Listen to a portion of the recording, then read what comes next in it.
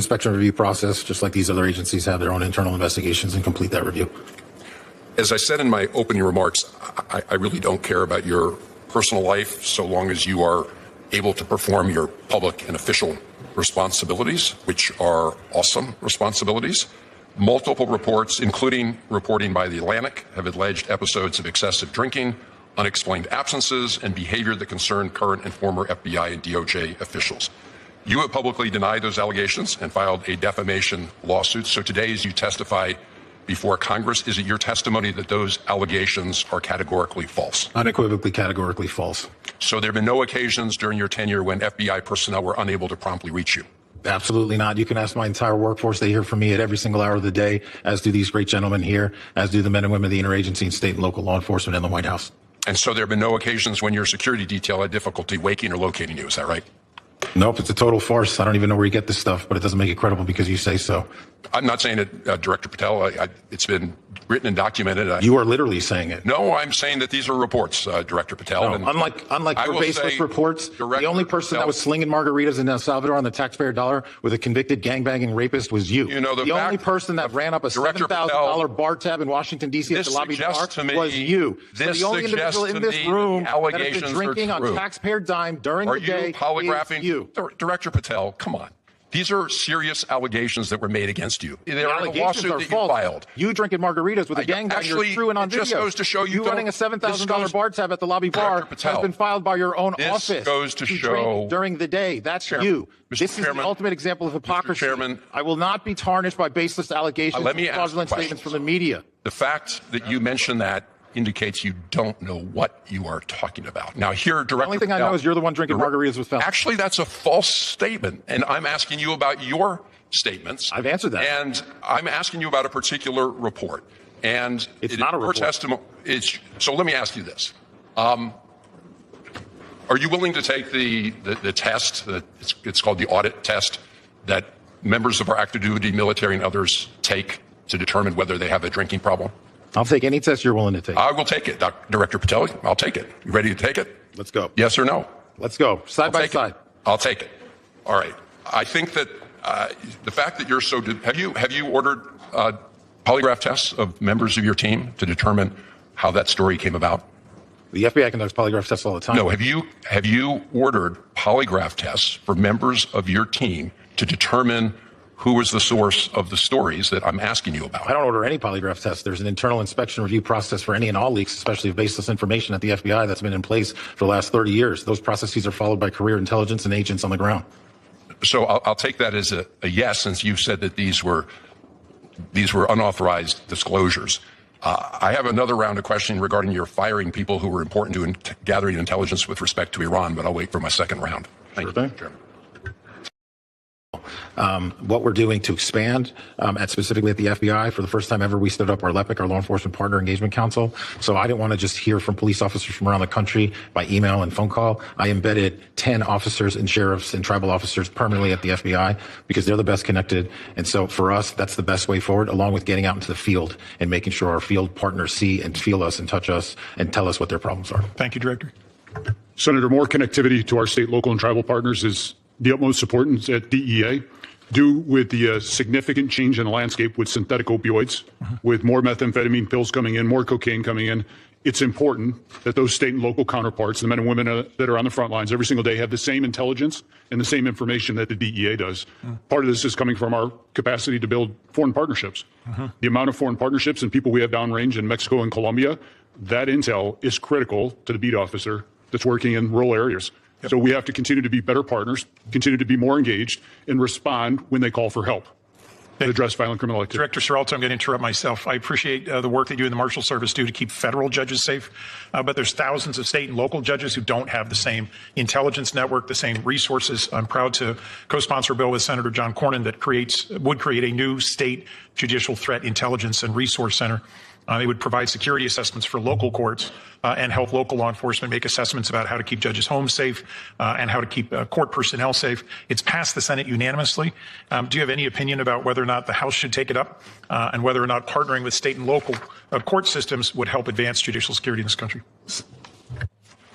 Senator, thank you. Thank you for your work on that. My opinion will be is that any judge that we can keep safe, whether it be in state or the federal bench, we should keep safe.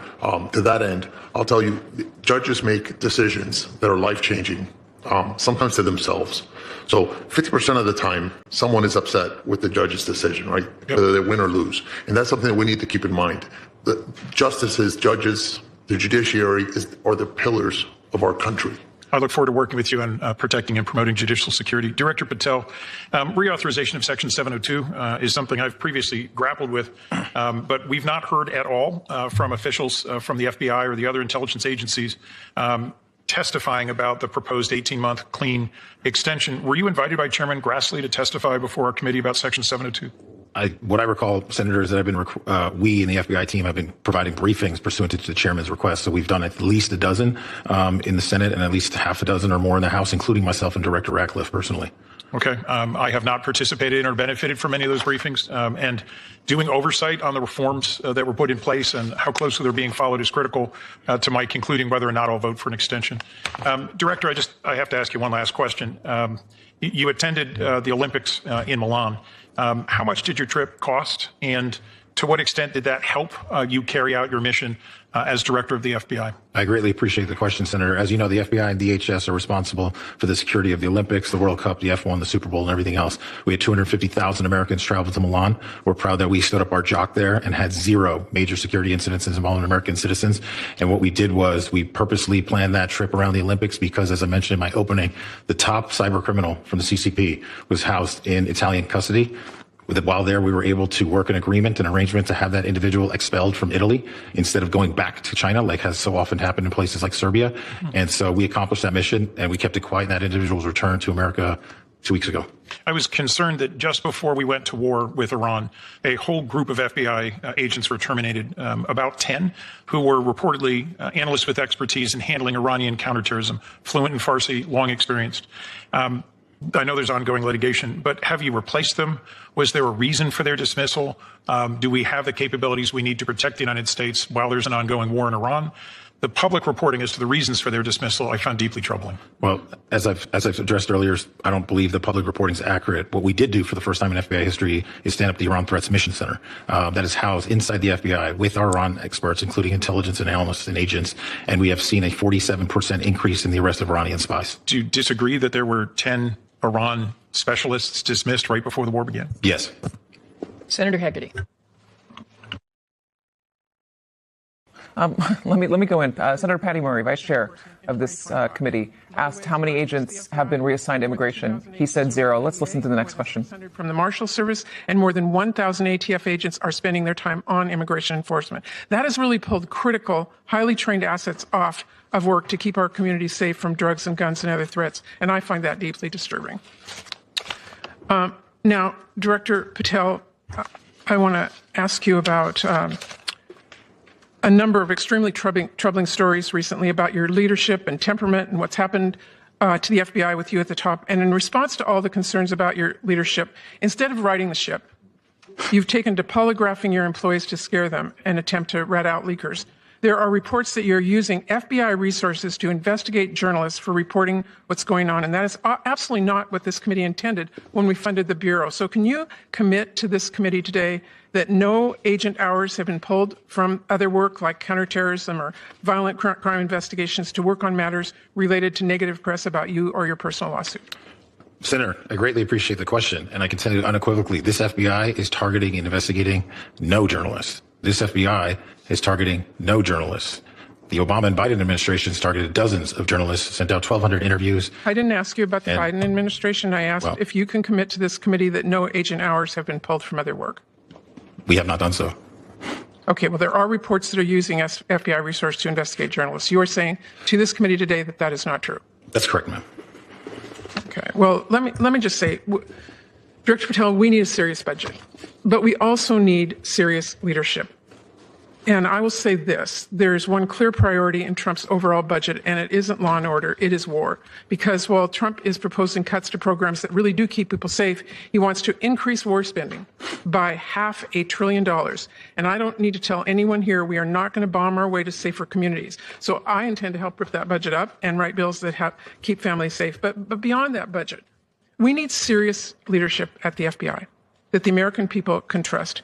And I am deeply concerned about the reports that your leadership has not been serious. We need somebody at this agency who's focused on solving criminal cases, not passing out branded bourbon or jetting around the globe. Your job is to be reachable. And I know Senator Van Hollen asked you about this, but I got to say, if you want to pass out liquor or pop bottles in a locker room, stick to podcasting. Leave law and order to people who really do care about justice and appearances. That is really critical. And it's what I am really deeply concerned about, and so are many people. Thank you, Mr. Chairman. Can I respond?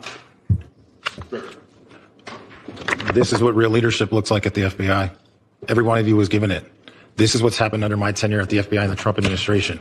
20-point drop in the homicide rate. 45,000 violent offenders arrested last year, twice as many as 2024. 2,450 criminal gangs disrupted. That's a 322% increase from 2024. 6,900 child victims have been located since I've been in the seat. That's a 144% increase. 2,900 child predators and human traffickers arrested. That's a 70% increase. And we've arrested 8 of the top 10 most wanted fugitives in the world in 14 months. That's twice as many in the 4 years combined. That is what the men and women of the FBI are doing. Well-resourced. Everyone should take a look at this. If people want to continue the baseless, fraudulent, false personal attacks at me, that's great. Keep the target on me, as I've always said, but the mission has never been better. Mr. Chairman, if I could just respond to Senator Murray. I appreciate the work of our FBI agents, but leadership, serious leadership, is a concern. And we are seeing the pictures of passing out branded bourbon and what happened at the Olympics, jetting around the globe and all the rest of it. And that, I will say again, Mr. Chairman, is of deep concern to me. Thank you, Mr. Chairman. Thank you. Senator Fisher. We are now more than 2 months into a war with Iran, a leading sponsor of terrorism. And we have already seen at least 3 terrorist attacks related to that war, including one at Temple, Israel in West Bloomfield, Michigan, where a Hezbollah-inspired attacker rammed a vehicle into a synagogue holding approximately 100 young children. And yet the FBI has not yet put out an intelligence bulletin about the threats to the homeland resulting from this war. Something that is, as I think you know, usually standard action in coordination with the National Counterterrorism Center and DHS, and is absolutely essential to ensuring that state, local, tribal, and territorial private sector partners are prepared for these threats that we are seeing and actual actions that we're seeing. So my question for you, Director Patel, just to confirm, has the FBI, in coordination with NCTC and DHS, issued a joint Homeland Threat Intelligence Bulletin to state, local, tribal, territorial, and private sector partners on the threats from Iran and its proxies as a result of this war? I know we have pushed out numerous PSAs, and I believe through the ODNI we have spoken collectively on the matter, but on the synagogue attack, the FBI directly coordinated with the synagogue 3 weeks before and provided training, which the synagogue themselves stated helped prevent the loss of No, I agree with that. Certainly, I have a question later, but that was a good thing, absolutely. But is there a coordinated bulletin going out to all the entities that I mentioned? We have not found that bulletin. We have not seen that. That has been prior practice for the FBI. I'm wondering why this is different this time. That's my question. So what I'm saying is the FBI sent out PSAs to all our state and local partners, and I'll check with ODNI, but we should have sent out a coordinated, collected message out on that front. Well, if you could forward that to me, because we have not seen that. So I'd appreciate that if that's the case. If you could forward that to our office, I would appreciate it. Senator Peters, is a PSA the same thing that Senator Peters is asking about? Yes. Okay. Thanks. We'll see. I'm, as ranking member of Homeland Security and Government Affairs, Chairman Paul and I, working in a bipartisan way, Chairman Paul, have requested a committee briefing about these threats, about the threats related to what's happening as a result of the war in Iran. About a month and a half ago, we're still waiting to get that briefing from the FBI, and we're the Committee on Homeland Security in the U.S. Senate. Can I get a commitment from you that we will get that briefing as soon as possible? Absolutely. Good. Thank you.